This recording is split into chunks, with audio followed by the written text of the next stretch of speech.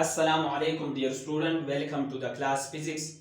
Dear student, today our topic is linear momentum. So what is linear momentum? सबसे पहले अगर paper में ऐसा आया कि डिफाइन लीनियर मोमेंटम तो आप लोगों का ये पूरा आंसर होगा। मोमेंटम का डिफिनेशन क्या है, मोमेंटम का यूनिट क्या है, मोमेंटम डायरेक्शनल क्वांटिटी है और non directional quantity mean momentum vector है और स्केलर है और क्या है, एक दो एग्जांपल देना है और डायमेंशन ऑफ मोमेंटम देना है। तो डियर स्टूडेंट, इसका डिफिनेशन टू टाइप्स डिफिनेशन है। एक हमने क्लास 9 में पढ़ा, जिस तरह हमने पढ़ा the product of mass and velocity squared momentum, लेकिन यहाँ हम फर्स्ट ईयर में क्या फिजिकल डिफाइन करना चाहते हो momentum. So the quantity of a motion in a body is called linear momentum. एक ऑब्जेक्ट में मोशन के मिकदार को हम क्या कहते हैं, मोमेंटम कहते हैं। अगर कोई ऑब्जेक्ट फास्ट मूव कर रहा है तो इसका मोमेंटम ज्यादा होगा, अगर कोई ऑब्जेक्ट स्लो मूविंग कर रहा है तो इसके पास मोमेंटम कम होगा। तो डियर स्टूडेंट, ये था हमारे पास momentum. We can also say the product of mass and linear velocity is called linear momentum. The product of mass and linear velocity, angular velocity नहीं। इसी तरह हमारे पास मोमेंटम का एक दूसरा टाइप भी है, उसको हम एंगुलर मोमेंटम कहते हैं। तो हमारा जो लीनियर मोमेंटम का डिफिनेशन है the product of mass and linear velocity is called linear momentum. ये जो लीनियर मोमेंटम है ये हमें किस चीज पे रिप्रेजेंट करता है, फी से रिप्रेजेंट करता है। ये हम पी से रिप्रेजेंट करता है। It is a vector quantity. ये जो हमारा लीनियर मोमेंटम है ये एक वेक्टर क्वांटिटी है और इसका स्पेसिफिक डायरेक्शन होगा। The direction of linear momentum is the direction of velocity. आप लीनियर वेलोसिटी हम भी इस तरह लिख सकते हैं। डियर स्टूडेंट, ये जो लीनियर वेलोसिटी है ये एक डायरेक्शनल क्वांटिटी है। So the direction of linear velocity is the same is the direction of momentum. The unit of linear momentum is kilogram meter per second or Newton second। ये notes में दर्ज कर लो कि ये जो न्यूटन का momentum का यूनिट है ये खामखा पेपर में आ जाएगा एग्जाम में बतौर एमसीक्यूज। तो डियर स्टूडेंट, ये हमारे पास P है is equal to M we.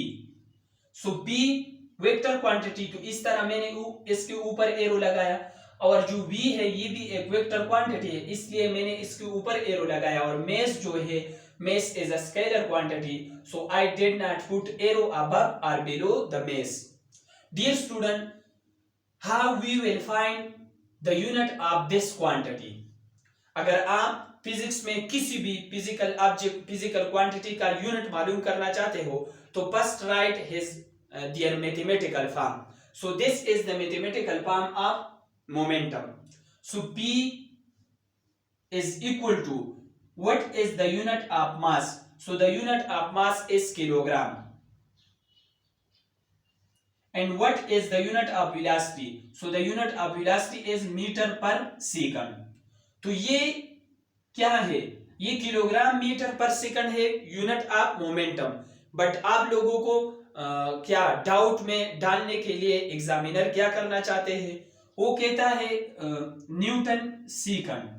The unit of linear momentum is newton second. वो कैसा? Dear student, P is equal to kilogram metre per second. इस तरह मैं लिख सकता हूं कि डिवाइड बाय 1 मल्टीप्लाइड बाय 1। तो 1 का मतलब क्या है, अगर मैं 1 के बजाय इस तरह लिखते हूं सेकंड डिवाइडेड बाय सेकंड तो ये भी 1 के बराबर है। अगर मैं 1 सेकंड को 1 सेकंड पे डिवाइड करो तो इसका आंसर होगा 1। तो इसलिए मैं 1 के बजाय यह सेकंड बाय सेकंड भी लिख सकता हूं। तो सेकंड बाय सेकंड इस तरह मैं लिख सकता हूं। तो देख लो, P इज इक्वल टू, ऊपर वाला ऊपर के साथ ज़रब कर लो और नीचे वाला नीचे के साथ मल्टीप्लाई करो। तो kilogram metre per second square into second. तो डियर स्टूडेंट, ये जो kilogram metre per second square है ये न्यूटन है। क्या है? न्यूटन है। और ये जो सेकंड है ये सेकंड इस तरह है, तो इस तरह हम लिख सकता है कि P is equal to newton second. So this is the unit of linear momentum. ये एग्जाम में मैंने बहुत सारे पेपर्स में देखे, what is the unit of linear momentum. तो ये तो है, लेकिन ये भी है न्यूटन सेकंड। डियर स्टूडेंट, हमारा ये जो लीनियर मोमेंटम है ये एक वेक्टर क्वांटिटी है। हमारे जो लीनियर मोमेंटम है ये हमें फी से रिप्रेजेंट करता है, और इसी तरह ये सारे डिटेल मैंने आप लोगों के लिए लिख दिया। दूसरा जो टॉपिक है हमारा, ये पेपर में भी आने का चांसेस बहुत ज्यादा है। Show that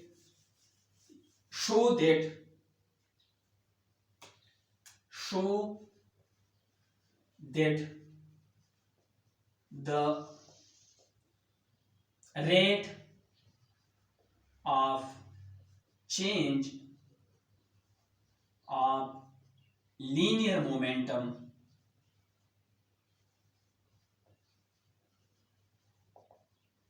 is equal to force, या what is the relation or what is the relation of linear momentum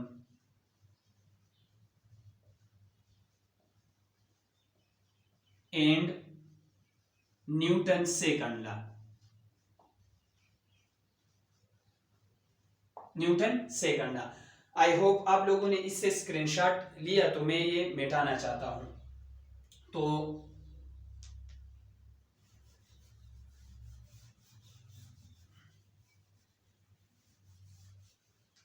dear student, ये बहुत ज्यादा मुश्किल भी है लेकिन आसान भी है।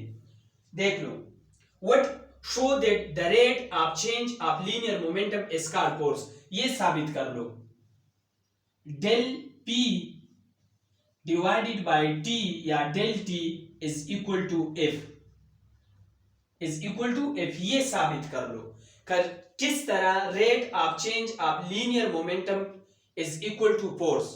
सो डियर स्टूडेंट, अगर आप लोगों ने न्यूटन सेकंड लॉ पढ़ा तो न्यूटन सेकंड लॉ बराबर है F is equal to ma।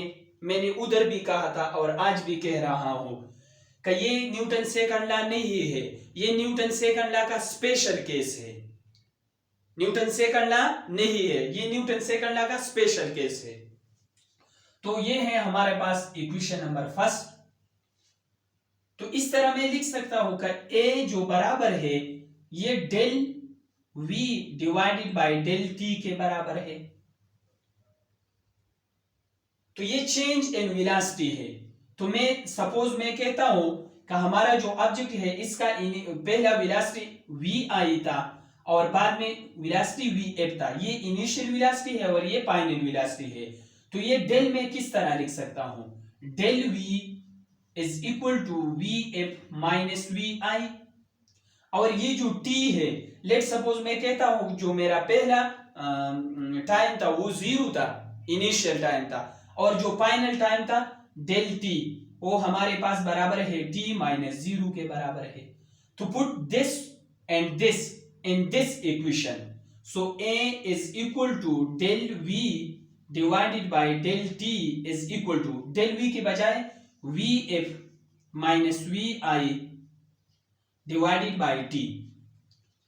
तो यहां पुट कर लो, ये a के बराबर है ना, a के बराबर है, तो ये यहां पुट कर लो। Put in equation number 1। So f is equal to m vf minus vi divided by t, vf minus vi divided by t। तो ये m vf के साथ भी लिख लो और vi के साथ भी अलग अलग लिख लो। तो हमारा f बराबर होगा m vf minus m vi divided by t। तो डियर स्टूडेंट, ये जो mv है, mv जनरली हम लिखते हैं कि ये p के बराबर है। अगर वेलोसिटी हमारा फाइनल हो तो हमारा मोमेंटम भी फाइनल है, अगर वेलोसिटी हमारा इनिशियल हो तो हमारा मोमेंटम भी इनिशियल होगा। तो ये क्या लिखेगा, F is equal to P F minus P I divided by T. तो ये भी चेंज इन मोमेंटम है, final momentum minus initial momentum. So final momentum minus initial momentum हम लिख सकते हैं del P. So F is equal to P F minus P I divided by T. So F is equal to del P divided by del T or सिर्फ T. तो ये है हमारे पास इसका डिफिनीशन का the rate of change of the time rate of change of linear momentum इसका force. ये है ये था derivation of F is equal to del P divided by del T. Now what is impulse, what is impulse? So dear student, impulse अगर बहुत बड़ा very large force act करेगा very short interval of time, so इसको हम क्या कहते हैं? एक बहुत बड़ा फोर्स या लार्ज फोर्स किसी स्मॉल इंटरवल ऑफ टाइम में एक्ट करेगा तो इसको हम क्या कहते हैं? इम्पल्स कहते हैं। फॉर एग्जांपल, ये जो हमारा बैट और बॉल का जो कोलिजन है इसको हम क्या कहते हैं? इम्पल्स कहते हैं। Because at very short interval of time a large force act in very short interval of time, so इसको हम क्या कहते हैं? इम्पल्स कहते हैं। Impulse, very large force acts in very short interval of time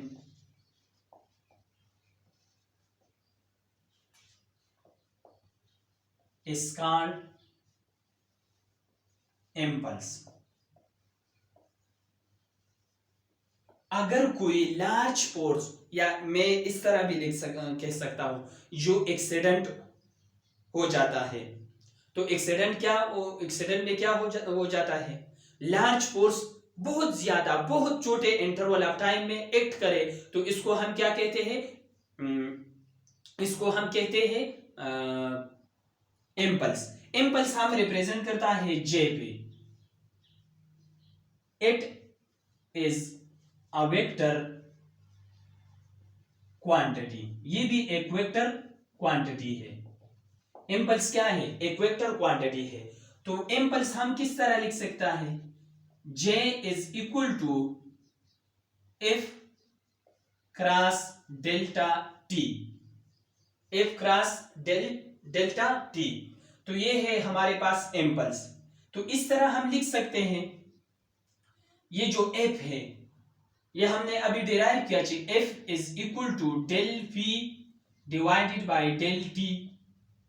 तो J is equal to del P divided by del T ज़रबे del T. So ये डेल टी और डेल टी कैंसल हो जाता है। तो हमारा इम्पल्स किसके बराबर है? J is equal to del P. तो डियर स्टूडेंट, इसका मतलब ये है, अगर कोई ऑब्जेक्ट अगर कोई फोर्स किसी भी ऑब्जेक्ट पे एक्ट करे तो जिसम में अब इसमें मोमेंटम पैदा होगा, मोशन पैदा होगा। तो मोशन किस चीज के बराबर होगा? वो एक्सटर्नल फोर्स के बराबर है। ये जो हमारा इम्पल्स है ये किस चीज के बराबर हो गया? मोमेंटम के बराबर हो गया, क्योंकि वेरी लार्ज फोर्स ने very small interval of time में जिसम में क्या चीज पैदा किया? मोमेंटम पैदा किया। तो वो मोमेंटम किस वजह से पैदा हो गया था? मोमेंटम फोर्स की वजह से पैदा हो गया था। तो इसलिए हमारा जो इम्पल्स है वो चेंज इन मोमेंटम के बराबर है। लेट सपोज एक ऑब्जेक्ट रेस्ट में हो और आपने फोर्स अप्लाई किया, वो मोशन में आ गया था, तो इसमें मोमेंटम आ गया था। तो मोमेंटम क्या हो गया? मोमेंटम अभी क्या है? ये जो अप्लाइड फोर्स है इसकी वजह से मोमेंटम पैदा हुआ था। तो इसको हम क्या कहते हैं? इम्पल्स कहते हैं। What is the unit of impulse? So the unit of impulse is also Newton second or kilogram meter per second. Dear student, तीसरा जो हमारा टॉपिक है ये है कंजर्वेशन ऑफ मोमेंटम। क्या है? Conservation of momentum. Conservation of momentum. तो conservation of momentum के लिए आप लोगों को पहला क्या समझना चाहिए? Isolated system. Isolated system. Dear student, what is isolated system? A system which does not affect an external force.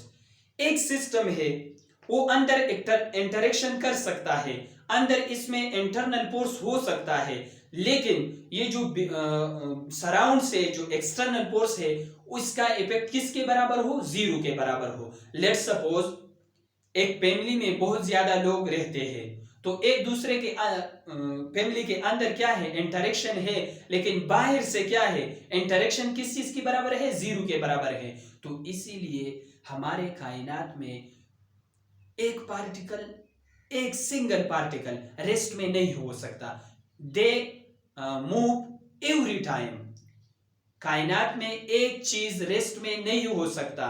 तो इसलिए हमारा जो सिस्टम है इसमें इंटरनल फोर्स हो सकता है, लेकिन वो सिस्टम जिस पर बैरूनी या एक्सटर्नल फोर्स के इफेक्ट जीरो के बराबर है, इसको हम क्या कहते हैं? एक्सटर्नल आइसोलेटेड सिस्टम कहते हैं। A system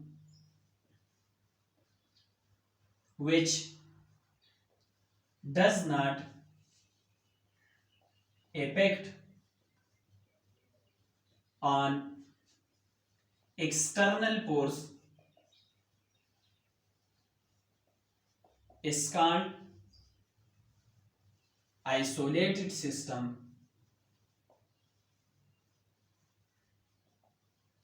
So the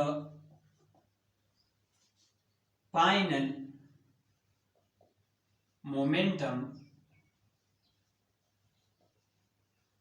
of the isolated system is equal to the initial momentum.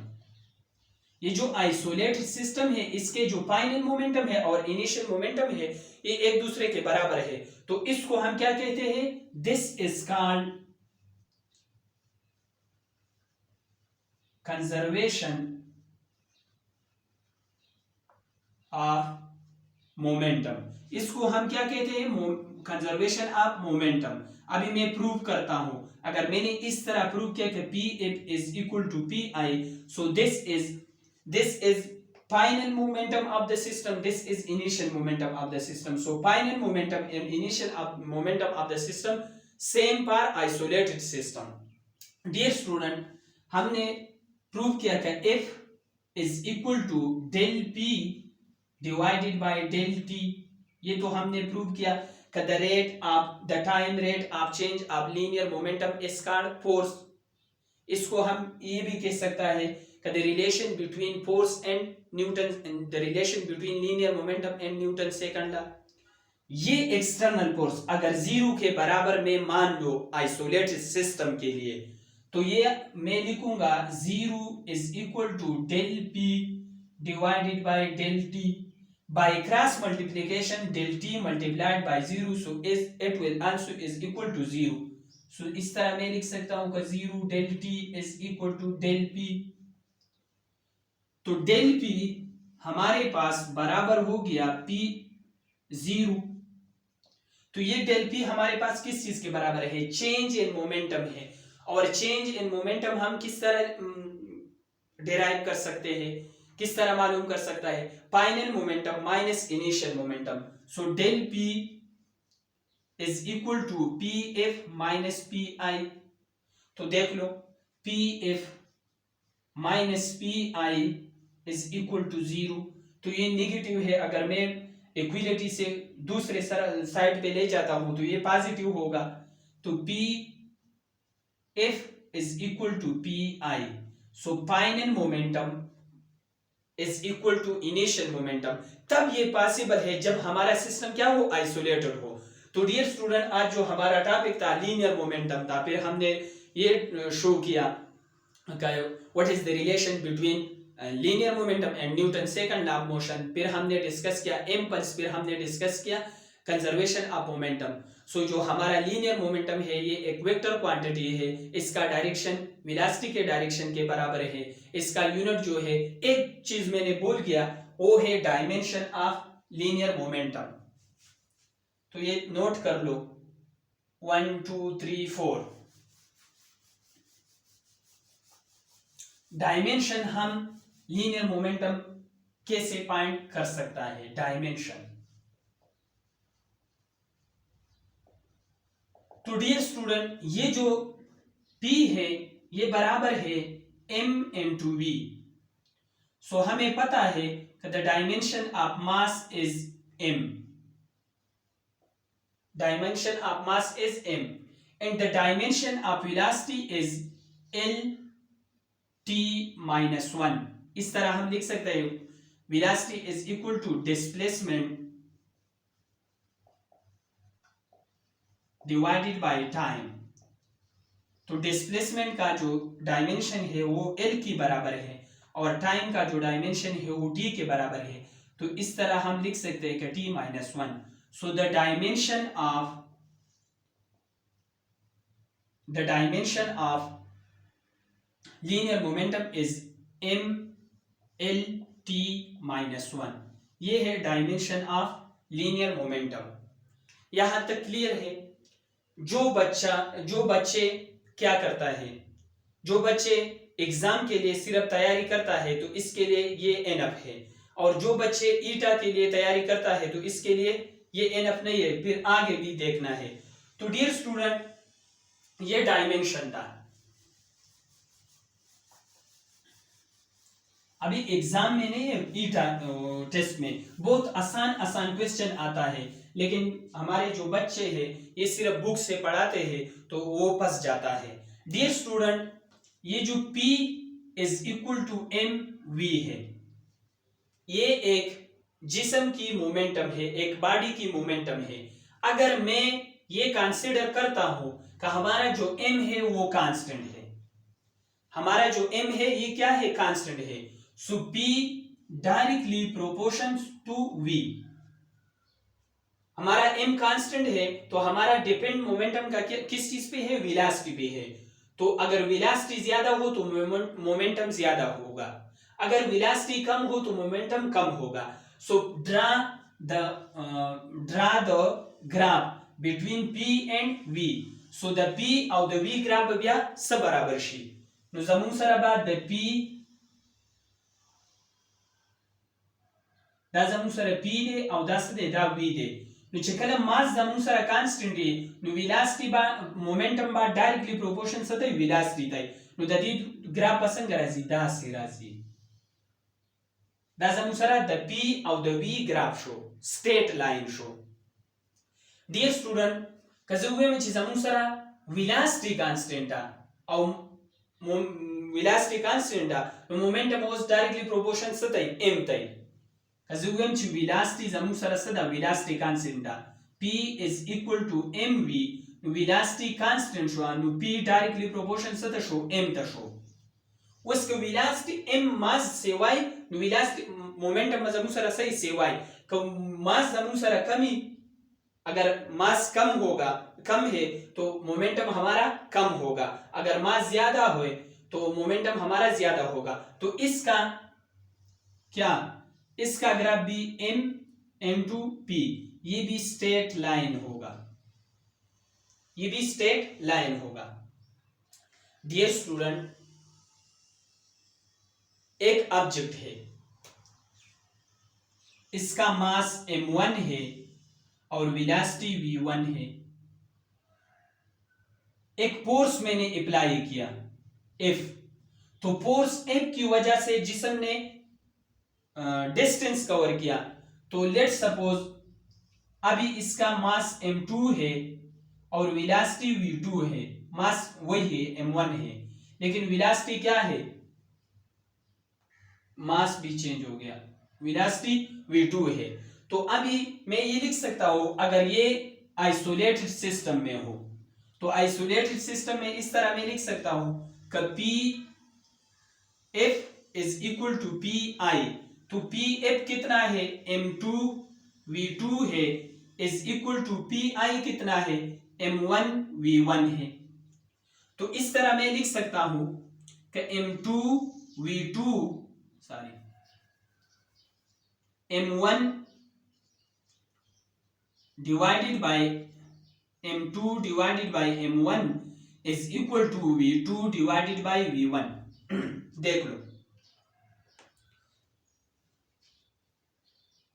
देख लो ये जो हमारा सिस्टम है ये अभी एक दूसरे की इनवर्सली प्रोपोर्शन है। किस तरह है, एक दूसरे की इनवर्सली प्रोपोर्शन है।